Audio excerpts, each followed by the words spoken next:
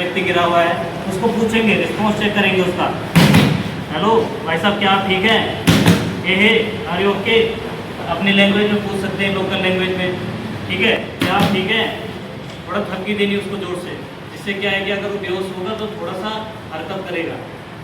और अगर हमें पता चल रहा कोई बेहोश हुआ, हम चढ़ गए उसके ऊपर CPR दे दें और उसकी रिब्स भी तोड़ दी हो, तो बेहोश था, CPR तो हुआ नहीं, ऊपर से उसकी रिब्स भी तोड़ दी, ठीक है? तो उसको पूछेंगे, अगर वो कोई रिस्पॉन्स नहीं दे रहा है तो हमारा क्या होता है, कैरोटिड पल्स होती है, जो कि हमारे यहाँ पे इधर दोनों तरफ हम महसूस कर सकते हैं। आप हाथ लगा सकते हैं, इधर से चल रही है, किसी की बंद तो नहीं हो रही है ना? जिसकी बंद हो गई तो बता देना, ठीक है? तो हम क्या करेंगे, इसकी कैरोटिड पल्स चेक करेंगे सबसे पहले।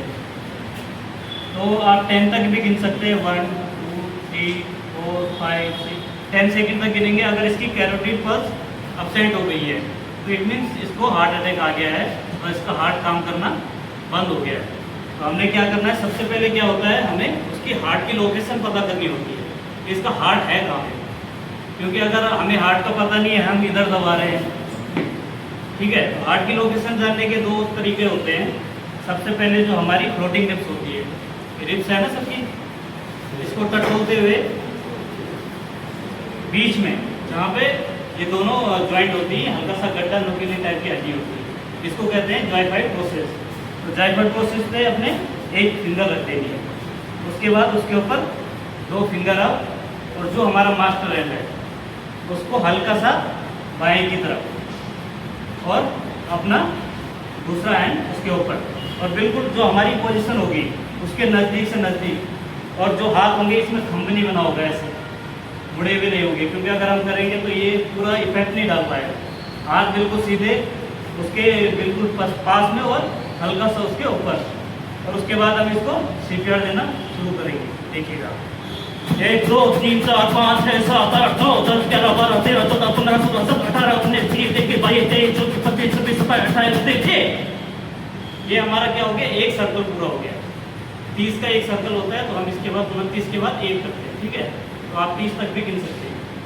एक सर्कल पूरा होगा जैसे ही, उसके बाद हम क्या करेंगे, या तो मैं खुद ही उसको ब्रीथिंग दूंगा, नहीं तो जो मेरे पास खड़े हैं अपना टाइम बचाने के लिए उनको बोल सकते हैं। इसको वेंटिलेशन देंगे तो हमारे पास क्या होना चाहिए, कोई साफ कपड़ा हो, हमारे पास तो ये अभी फेस शील्ड है। इससे क्या होता है कि अगर किसी को पहले से बीमारी है, हो सकता है वो किसी और बीमारी से भी ग्रसित हो, है ना, तो उसकी बीमारी हमारे अंदर प्रवेश न करे, इसलिए कोई हल्का रुमाल टाइप हो या कोई साफ कपड़ा हो, उसका आप उपयोग कर सकते हैं। हमारे पास क्या होता है, एक पॉकेट मास्क होती है या CPR मास्क होती है, ये भी हमारे पास होता है। इससे क्या होता है, वन साइड सिर्फ जो हम सांस देंगे, कृत्रिम सांस, वही उस तक जाएगी, वापस नहीं आएगी। तो आप साफ कपड़ा यूज कर सकते हैं। साफ कपड़ा यूज करेंगे तो उसको हल्का सा, जो इसकी चिन्ह है, हल्का सा अप करेंगे, और इसकी जो नोज है इसको बंद कर देंगे। नोज बंद करने का क्यों है, क्योंकि अगर हम ब्रीथिंग देंगे, इसको वेंटिलेशन देंगे, तो कहीं ऐसा हो कि हम इधर से दे रहे हैं मुंह से और नाक से बाहर निकल जा रहा है, ठीक है? तो उसकी नाक को बंद कर देंगे, हल्का सा अप करके मुंह खोलेंगे और पूरी सांस लेंगे।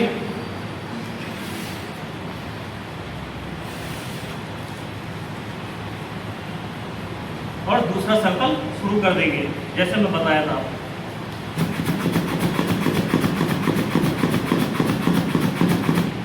ऐसे हम 5 सर्कल देंगे। 5 सर्कल के बाद एक बार उसकी पल्स चेक करेंगे। अगर प्रेजेंट हो गई है तो ठीक है, जल्द से जल्द एम्बुलेंस को कॉल करके किसी को बोल देना है, जैसे हम गिर गया तो एम्बुलेंस को सबसे पहले कॉल कर देंगे, ठीक है? अगर पल्स आ गई, ठीक है, वेल एंड गुड, उसको आगे रेफर कर देंगे। अगर पल्स नहीं आई तो दोबारा यही प्रोसेस दोबारा से शुरू करते रहेंगे, ठीक है? जो हमने इसको डेप्थ देनी है 5 से 6 सेंटीमीटर इसकी चेस्ट दबनी चाहिए। अब कई बार क्या बोलते हैं कि भाई अगर इतना तेज चेस्ट दबाएंगे तो हो सकता है उसकी रिब्स टूट जाए, मगर अगर मर रहा है इंसान, मर ही गया एक हिसाब से, ठीक है, तो रिब्स तो दोबारा जुड़ सकती है, मगर हार्ट एक बार बंद हो गया तो दोबारा फिर काम नहीं करेगा, ठीक है? इसलिए जो 5 से 6 गोल्डन मिनट होते हैं हमारे पास, 5 से 6 मिनट का जो गोल्डन पीरियड होता है। डेथ हमारी 2 प्रकार की होती है। पहली होती है क्लिनिकल डेथ, जो इंसान गिर गया वो क्लिनिकल डेथ में चले गया।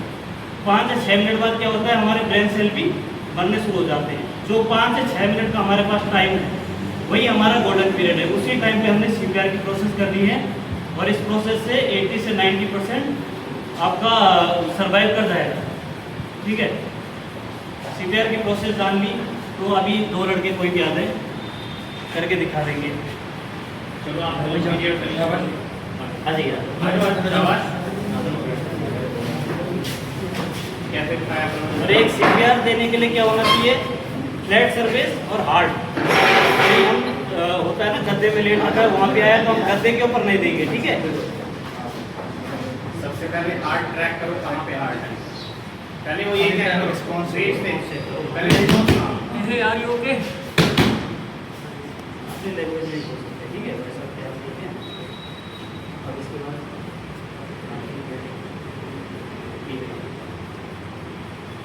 तो इसमें बिल्कुल नहीं जाना है ना, साइड हाथ कर दो। ठीक है, पीछे मत आओ, ऊपर ही रहो। हाँ, ऊपर ही माउंट होके रहो।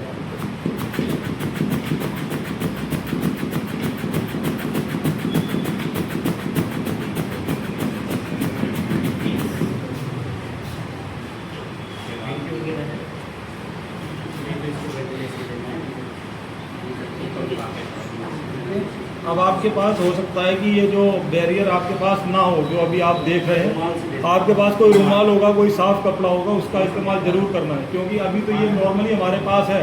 जब भी कोई अगर इंसिडेंट होगा ये किसी के पास नहीं होगी, तो ये है कि अपनी सहूलियत के लिए रुमाल सबके पास मिल जाता है। कोई और भी साफ कपड़ा हो सके तो उसका मदद जरूर लेना।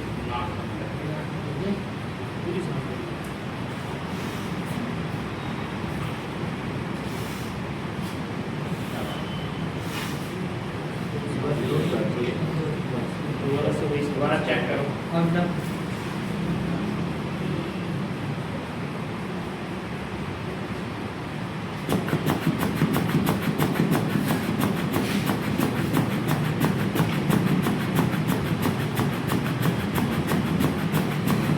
बहुत बढ़िया। ये क्या था कि ये 5 बार लगातार करना है। कितने बार?